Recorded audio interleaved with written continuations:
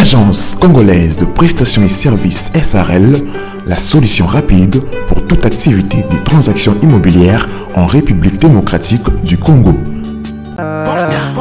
Oji mamacita,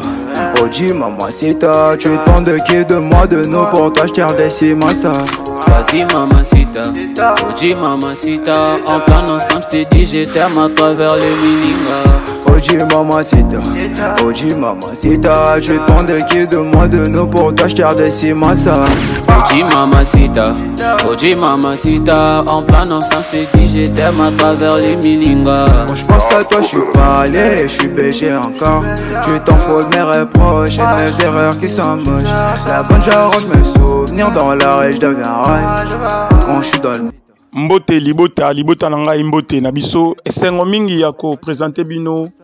lupango oyo lupango eza na prix ya $25,000 à discuter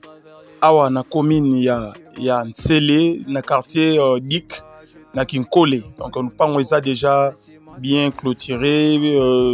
na mise en valeur. Donc tozote kayango bozomona libanda ndenge marambo ezali mais to bimana to étudier quartier et bongo tozonga na ndako.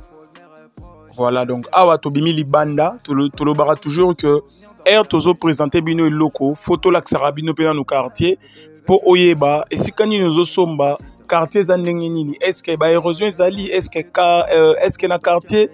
ba to baza instruit, est-ce que donc a tozo mona ba école ezali ba habitation ezali, donc quartier dik eza moko ya ba quartier oyo eza bien habité oyo efandisami déjà très bien par rapport à ba quartier mususu romona ba vie de belé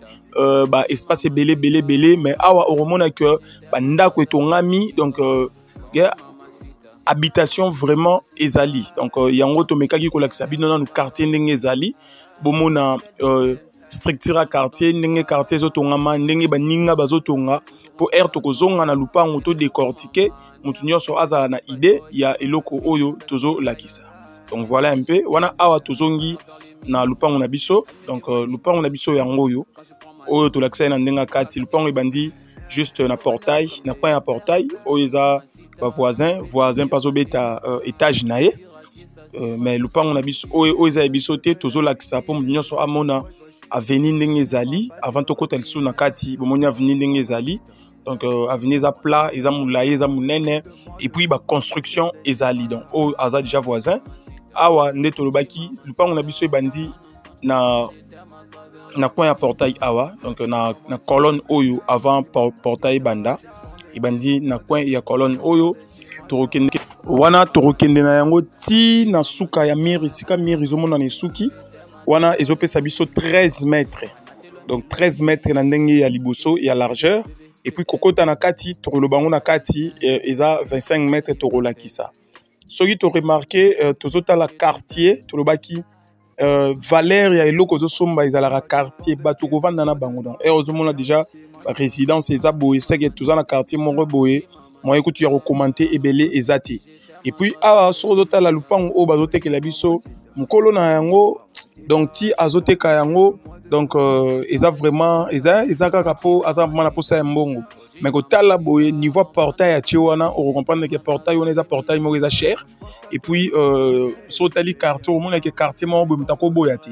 donc eza elo moro boye ba o ba kozala intéressé ko welisa po na boyi après 2 jours 3 jours sotali yango obengi biso tolobi ke ekei o regretter non donc air ezochama boye des temps il y a profiter ko benga ko solola et puis ko yeba comment ko kota en contact na propriétaire pour na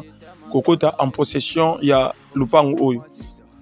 lupango tolobaki eza na portail ya bien portail yango yo donc sotali portail moni portail eza na art na design to ba chelio na ba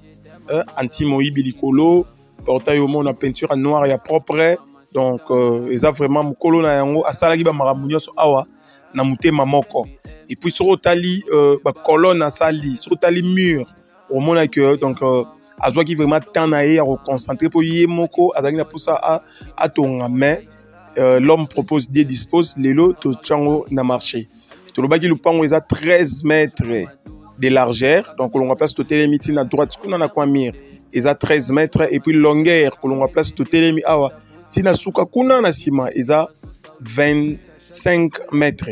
Donc le pango eza 13 mètres sur 25. Na studio oyo eza liboso na biso. Studio ya munene. Donc awa na quartier oyo courant eza musika te. Courant eza à 100 mètres. Donc bandaku sorotali nanga musorana bandaku courant ezopela mai